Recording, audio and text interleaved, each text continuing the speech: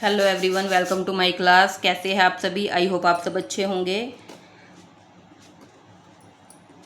जितने क्वेश्चन मैंने अब तक कराए हैं आप लोग साथ साथ कर चुके होंगे। तो चलिए आज हम अपना क्वेश्चन नंबर 7 करते हैं। 6 क्वेश्चन तक मैं आप लोगों को करा चुकी हूँ। बिल्कुल इजी एक्सरसाइज है, इजी चैप्टर है। तो चलिए 7th क्वेश्चन करते हैं। देखो बिल्कुल 2 मिनट का क्वेश्चन है। देखो क्या कहा गया है, find the coordinate of the point where A of the point A, sorry statement दोबारा पढ़ते हैं। Find the coordinate of the point A point के कोऑर्डिनेट हमें फाइंड करने हैं। Where A B is the diameter of circle. सबसे पहले हम सर्कल बनाते हैं और सर्कल का डायमीटर डिनोट करते हैं। ये डायमीटर है सर्कल का। तो ये कहा ए बी डायमीटर है, ये ए है ये बी है। और स्टार्टिंग में क्या कहा था, फाइंड द कोऑर्डिनेट ऑफ ए, मतलब इसके ए के कोऑर्डिनेट हमें फाइंड करने हैं।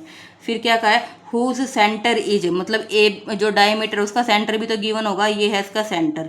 हुज सेंटर इज 2-3, यानी सेंटर के कोऑर्डिनेट हमें 2-3 दिए हैं। एंड बी के कोऑर्डिनेट इन्होंने हमें 1-4 गिवन है। स्टेटमेंट समझ आई? क्या कहा है, एक सर्कल है, सर्कल का डायमीटर है, डायमीटर में हमें ए पॉइंट के कोऑर्डिनेट बताने हैं, जबकि हमें सेंटर के कोऑर्डिनेट ये गिवन है और बी का कोऑर्डिनेट ये है। और ए बी हमें एक डायमीटर गिवन था, उसका नाम भी दे रखा है। मतलब डायमीटर तो होता ही है सर्कल में, लेकिन उसको विद नेम इन्होंने डिनोट कर रखा है, ये ए है ये बी है। तो देखो जब हमें ये फाइंड करना है, ठीक है, ये क्या होता है x1 और ये क्या होता है y1। ये क्या वैल्यू है x और ये क्या वैल्यू है y। ये क्या है x2 और ये क्या है y2। अब देखो जब हमें सर्कल की कंडीशन को अगर पढ़ते हैं, क्या सर्कल में हमें कंडीशंस दी होती है कि ये सर्कल है, ये सर्कल का डायमीटर है, ये सेंटर है, मतलब यहाँ से यहाँ तक रेडियस होगी ना। इस पॉइंट का नाम मैं पी रख देती हूँ, ये इस पॉइंट का नाम पी है। तो पी से बी तक रेडियस है। अगर हम मैं कहूँ तो पी और ए भी तो रेडियस है। ए पी किसके इक्वल है, ए पी किसके इक्वल है, बी पी के। तो जब ए पी और बी पी, देखो यही बात ये इसी वाले एग्जाम्पल से समझते हैं कि ये पूरा पेन है, ये 8 सेंटीमीटर का, मैंने इसको डिवाइड कर दिया, 4 यहाँ रह गया 4 यहाँ रह गया। अब ए पी ये है, ए पी बी पी ये है, दोनों इक्वल है, 4 यहाँ है 4 यहाँ है। तो बीच वाले पॉइंट को मैं क्या कह सकती हूँ, मिड पॉइंट। तो इसी तरह मैं यहाँ ये बताना चाह रही हूँ, P is the mid point of A B. दोनों क्योंकि इक्वल पार्ट में डिवाइड हो रहे हैं जितना, क्योंकि ये भी रेडियस है ये भी रेडियस है, ये भी इतनी है ये भी इतनी है। तो P is the mid point of A B. Here P is the mid point of joining line A B, joining line A B. ठीक है, तो हम यानी मिड पॉइंट फॉर्मूला यूज करेंगे by using mid point formula.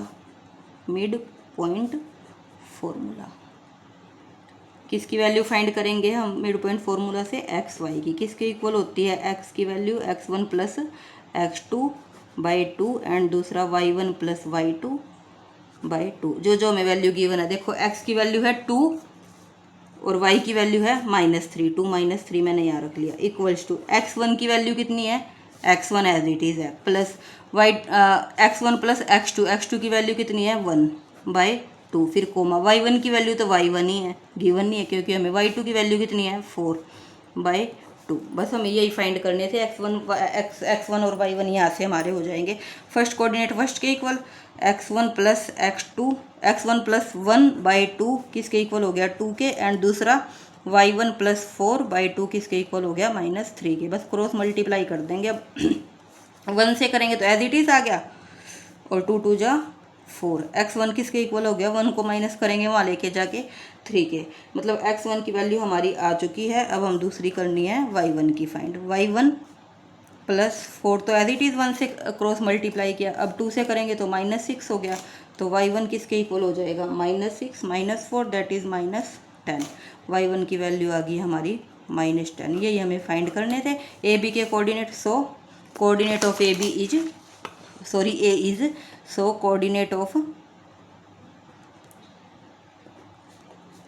A will be 3 and -10।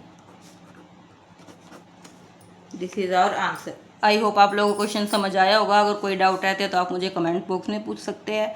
अपनी तैयारी साथ साथ करते चले। आज का काम कल पर छोड़ के मत बिल्कुल चलना। साथ साथ क्वेश्चन को हमें क्लियर करना है। कोई डाउट रहता है तो आप मुझे साथ साथ पूछ भी सकोगे इससे। Thank you very much. हाँ, अगर वीडियो अच्छी लगती है तो चैनल को सब्सक्राइब करो, वीडियो को लाइक करो।